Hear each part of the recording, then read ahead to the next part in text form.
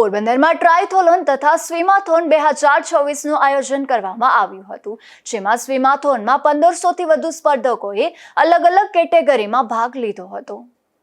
પોરબંદરમાં શ્રીરામસિંહ swimming club દ્વારા દર વર્ષે રાષ્ટ્રીય કક્ષાની સ્વિમિંગ સ્પર્ધાનું આયોજન કરવામાં આવે છે, ત્યારે આ વર્ષે પણ 25મી રાષ્ટ્રીય કક્ષાની ટ્રાયથોલોન તથા સ્વિમાથોન કોમ્પિટિશનનું આયોજન કરવામાં આવ્યું હતું, જેમાં સ્વિમાથોનમાં અલગ અલગ કેટેગરીમાં 16 રાજ્યોમાંથી 1500 જેટલા સ્પર્ધકોએ ભાગ લીધો હતો। ખાસ કરીને આ વર્ષે 15 કિલોમીટરની તરણ સ્પર્ધાનું પ્રથમ વખત આયોજન કરવામાં આવ્યું હતું, જેમાં વિજેતા બનનાર ખેલાડીઓએ ઉત્સાહ વ્યક્ત કર્યો।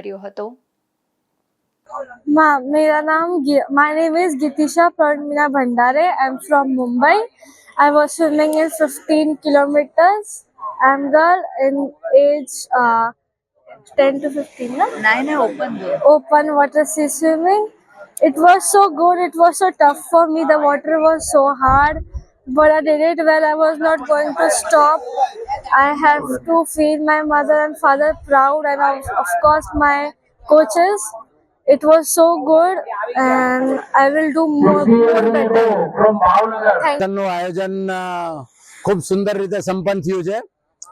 ગઈકાલની ઇવેન્ટમાં 1 કિલોમીટરમાં ખૂબ વધારે પાર્ટિસિપન્ટ હતા, અને આજે પણ 2 કિલોમીટર, 5 કિલોમીટર, 10 કિલોમીટર ને 15 કિલોમીટર સુધીનું આજે આયોજન છે। એમાં બધું બહુ સ્ટ્રોંગલી બધા થઈ રહ્યા છે, અને મને જણાવતા આનંદ થાય છે કે મેડિકલ ફેસિલિટીઝ આપણી, કારણ કે તમે કલ્પના કરો કે 5, 6, 7 કલાક કદાચ કોઈ દરિયામાં રહીએ આ ઠંડીના વાતાવરણમાં, તો એમાં નાના બાળકો છે તો ઠંડી લાગી જાય કે બીજો કોઈ પ્રોબ્લેમ થયો તો આપણી મેડિકલ ફેસિલિટીઝ બહુ મોટું એડવેન્ચર વોટર સ્પોર્ટ્સમાં, જેની અંદર કોઈ મોટરાઇઝ સ્પોર્ટ્સ નહીં પણ ફિઝિકલી જ્યાં ઇન્વોલ્વ થવાનું હોય એવી સ્પોર્ટ્સ માટે આ મોટું હબ બની શકે એવું તેમનું કહેવાનું છે, જંગવીર લાંબા સાહેબનો। અને આવતા નજીકના ભવિષ્યમાં આપણે આ ઇવેન્ટ કેમ વધારે સારી રીતે કરી શકીએ અને આપણે પોરબંદરના નાગરિકો કેમ ગૌરવવંતા બની શકીએ, આનું આયોજન કરી એનો પૂરો પ્રયાસ કરશું। તમને જણાવતા આનંદ થાય છે કે આપણી 2002માં પહેલી કોમ્પિટિશન થઈ હતી।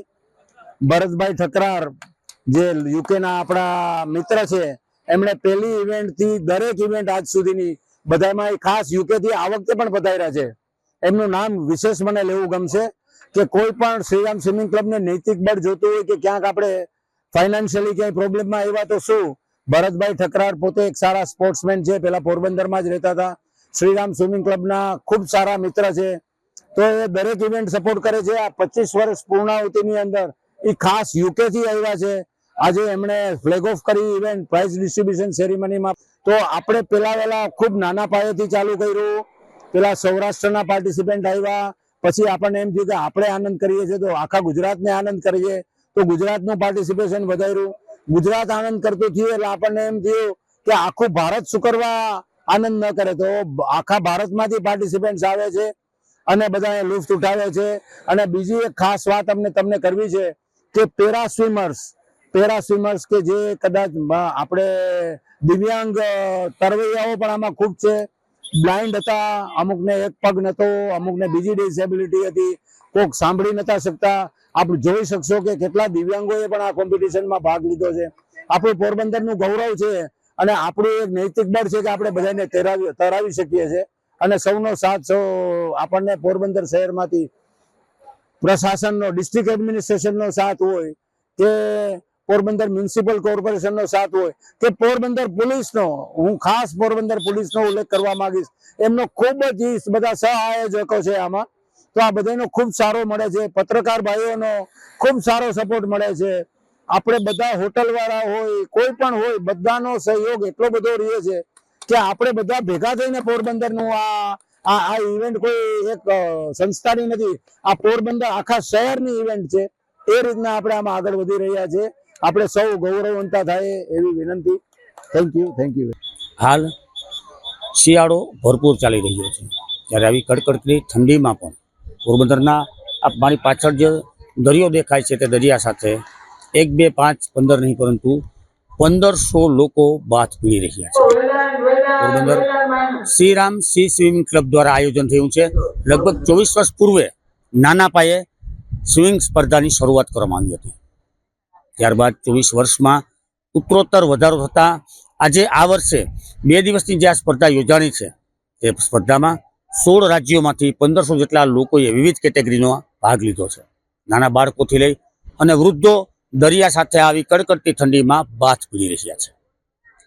અહીં સ્પર્ધકોમાં પણ ઉત્તરોત્તર વધારો થઈ રહ્યો છે. લગભગ ગયા વર્ષે 1200 જેટલા સ્પર્ધકો નોંધાયા હતા, ત્યારે આ વર્ષે 1500 જેટલા સ્પર્ધકો નોંધાયા છે. વિવિધ કેટેગરીમાં વિજેતા પણ બની રહ્યા છે. ખાસ કરીને જે વજ્ર પુરુષ માટે ટ્રાયથલોનનું આયોજન થયું હતું, તેમાં સૌપ્રથમ સ્વિમિંગ બાદ સાયકલિંગ અને સાયકલિંગ બાદ રનિંગ, લગભગ 8 થી 9 કલાક સમય જેટલો આ સ્પર્ધા ચાલી હતી. અને આટલા લાંબા સમય સુધી સ્પર્ધકોને વિરામ પણ મળ્યો ન હતો. તેમાં પણ ગુજરાતના બરોડાના સ્પર્ધકો વિજેતા બન્યા છે, હરિયાણાના સ્પર્ધકો વિજેતા બન્યા છે. આ સ્પર્ધામાં અનેક સ્પર્ધકો વિજેતા બન્યા છે. તો શ્રીરામ સ્વિમિંગ ક્લબ દ્વારા મેડિકલ સહિતની તમામ સુવિધાઓ પણ આ દરિયાકાંઠે ઉપલબ્ધ કરવામાં આવી છે. છેલ્લા 2 દિવસથી ચાલી રહી આ સ્પર્ધા આજે સંપન્ન થઈ છે. નિપુલ પોપટ સાથે અશોક થાનકી, ગુજરાત ન્યૂઝ, પોરબંદર.